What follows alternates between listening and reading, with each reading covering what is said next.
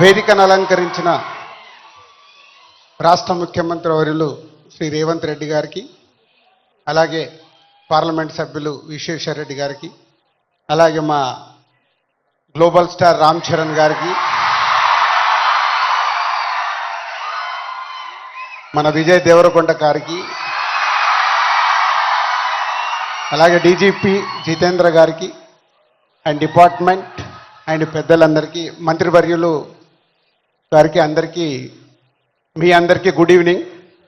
CM Revanth Reddy గారితో ఒకరోజు నేను ఫ్లైట్లో వైజాగ్ నుంచి హైదరాబాద్ జర్నీ చేస్తున్నాను. ఆ రోజు ఎందుకో రేవంత్ రెడ్డి గారు నాతో ఒక మాట చెప్పారు, తెలంగాణ రాష్ట్రంలో డ్రగ్స్ లేకుండా చేయాలి అని. ఇది దాదాపు ఒక 9 months బ్యాక్ జరిగిన సంఘటన. అంటే సీఎం గారికి ఆ రోజు చాలా డీటెయిల్గా, అంటే చిన్నపిల్లల వరకు ఈ డ్రగ్స్ వెళ్ళడం వల్ల మన ఫ్యూచర్ ఎలా ఉండబోతుంది, దాన్ని నిర్మూలించాలంటే అందరం కంకణం కట్టుకోవాలని ఆ రోజు చెప్పడం జరిగింది. ఈరోజు నేను ఈ కార్యక్రమంలో పాల్గొన్నందుకు నా వంతుగా నేను ఓట్ తీసుకుంటున్నాను.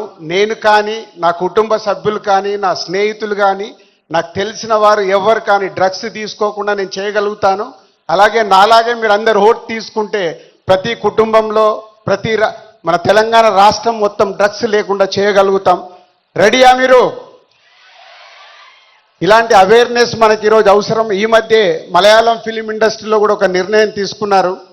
ఆ ఇండస్ట్రీలో ఎవరన్నా డ్రగ్స్ తీసుకున్నట్టు తెలిస్తే ఆ సినిమా ఇండస్ట్రీ, మలయాళం ఇండస్ట్రీ నుంచి బహిష్కరిస్తామని, అలాగే తెలంగాణ ఎఫ్డీసీ నుంచి తెలుగు చలనచిత్రం కూడా నేను కోరుకునేది ఒకటే, అలాంటిది ఫిలిం ఇండస్ట్రీలో ఎలాంటిదైనా జరిగిందని తెలిస్తే వాళ్ళని నిర్మూలించినప్పుడు, వాళ్ళని నిషేధించినప్పుడు సొసైటీకి, సినిమా ఇండస్ట్రీ నుంచి కూడా ఒక మెసేజ్ వెళ్తుంది.